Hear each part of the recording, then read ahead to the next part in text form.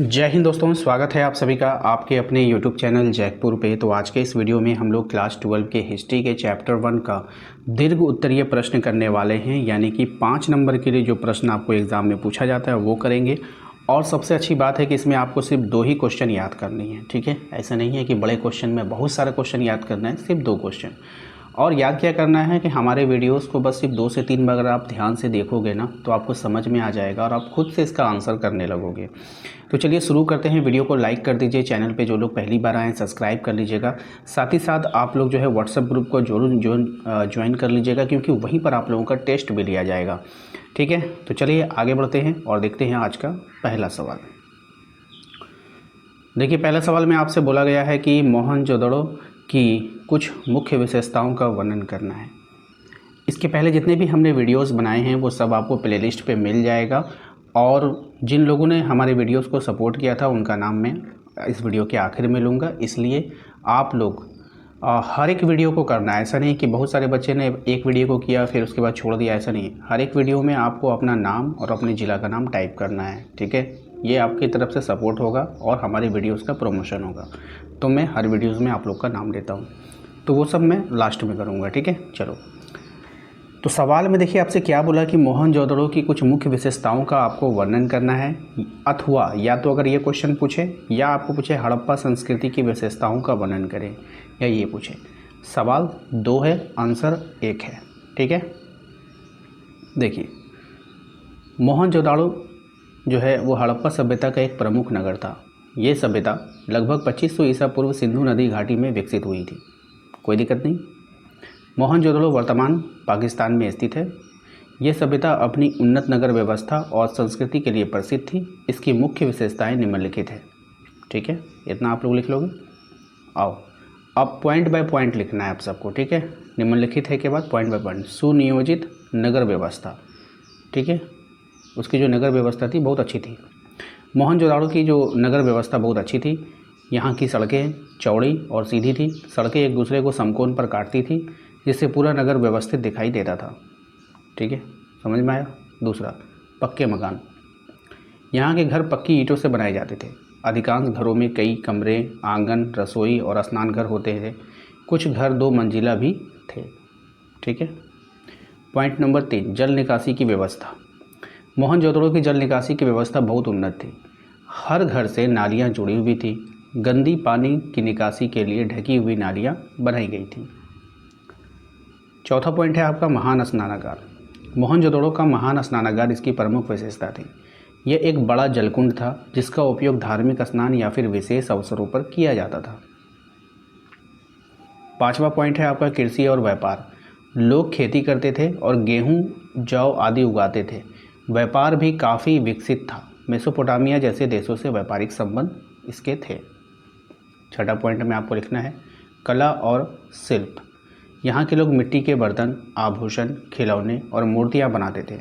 कांस्य की नर्तकी की मूर्ति, दाढ़ी वाले पुरुष की मूर्ति प्रसिद्ध है। और 7वां पॉइंट है आपका धर्म और पूजा। लोग प्रकृति, पशुओं की पूजा करते थे। मातृदेवी तथा पशुपति, शिव जैसी मूर्तियाँ मिली हैं, जिससे धार्मिक विश्वास का पता चलता है। 8वां पॉइंट था आपका लेखन कला, ठीक है। हड़प्पा सभ्यता के लोग लिखना जानते थे। उनकी लिपि चित्रात्मक थी, लेकिन आज तक उसे पूरी तरह पढ़ा नहीं जा सका है, ठीक है। 9वां पॉइंट है इसका आपका लोग सामाजिक जीवन उसका कैसा था। लोग सादगीपूर्ण जीवन जीते थे। पुरुष और महिलाएं आभूषण पहनते थे। समाज में शांति और अनुशासन था, ठीक है। इतना पॉइंट बाय पॉइंट लिखने के बाद छोटा सा निष्कर्ष आपको दे देना है कि इस प्रकार मोहनजोदड़ो हड़प्पा सभ्यता एक उन्नत और विकसित सभ्यता थी। इसकी नगर व्यवस्था, जल निकासी प्रणाली, व्यापार और कला उस समय की उच्च संस्कृति को दर्शाती है। आज भी यह सभ्यता इतिहासकारों और पुरातत्वविदों के लिए अत्यंत महत्वपूर्ण है, ठीक है। तो ये तो हो गया आपका पहला सवाल का जवाब। आइए दूसरे सवाल पे आते हैं। हमारा जो दूसरा सवाल है वो कह रहा है आपसे कि हड़प्पा सभ्यता के प्रमुख स्थलों का वर्णन करना है। अब कौन कौन सा जगह है उसके बारे में बताना है। इसको भी हम लोग पॉइंट बाय पॉइंट ले लेंगे, ठीक है। चलिए देखिए, हड़प्पा सभ्यता विश्व की प्राचीन सभ्यताओं में से एक थी। इसका विकास लगभग 2500 ईसा पूर्व सिंधु नदी घाटी में हुआ। ये सभ्यता भारत और पाकिस्तान के कई क्षेत्रों में फैली हुई है। पुरातत्वविदों ने इस सभ्यता के अनेक प्रमुख स्थलों की खोज की। इन स्थलों में उस समय की नगर व्यवस्था, व्यापार, कृषि और संस्कृति की जानकारी मिलती है। हड़प्पा सभ्यता के प्रमुख स्थल जो है वो निम्नलिखित है। अब कौन कौन का स्थल है, तो सबसे पहले हड़प्पा इस सभ्यता का सबसे पहला खोजा गया स्थल है। इसकी खोज 1921 में दयाराम साहनी ने की थी। ये वर्तमान पाकिस्तान के पंजाब प्रांत में रावी नदी के किनारे स्थित है। यहाँ से पक्की ईंटों के मकान, अनाज घर, मुहरे और मिट्टी के बर्तन मिले हैं। इसी स्थल के नाम पर इस सभ्यता का नाम हड़प्पा सभ्यता पड़ गया है। ठीक है। उसके बाद है हमारा मोहनजोदड़ो। मोहनजोदड़ो का अर्थ होता है मृतकों का टीला। इसकी खोज 1922 में राखलदास बनर्जी ने की थी। यह पाकिस्तान के सिंध प्रांत में स्थित है। यहाँ जो है महान स्नानागार बहुत प्रसिद्ध है। इसके अलावा पक्की सड़कें, नालियाँ और बड़े भवन मिले हैं। कांस्य की नर्तकी की मूर्ति भी यहीं से प्राप्त हुई है। चलिए, इसके बाद तीसरा पॉइंट हमारा कौन सा जगह, लोथल गुजरात में स्थित हड़प्पा सभ्यता का प्रमुख बंदरगाह था। इसकी खोज SR राव ने की थी। यहाँ से गोदीबाड़ा यानी डॉकयार्ड मिला है, जिससे पता चलता है कि समुद्री व्यापार होता था। यहाँ मनके बनाने का उद्योग भी विकसित था। उसके बाद आते हैं कालीबंगा राजस्थान के हनुमानगढ़ ज़िले में स्थित है। यहाँ से खेती के प्रमाण मिले हैं। जुताई किए गए खेतों के अवशेष मिले हैं, जिससे पता चलता है कि लोग कृषि कार्य करते थे। यहाँ अग्निकुंड भी मिले हैं। इसके बाद हमारा पांचवा जगह है आपका धौलावीरा गुजरात के कच्छ ज़िले में स्थित है। ये हड़प्पा सभ्यता का बहुत बड़ा नगर था। यहाँ जल संरक्षण की उत्तम व्यवस्था थी।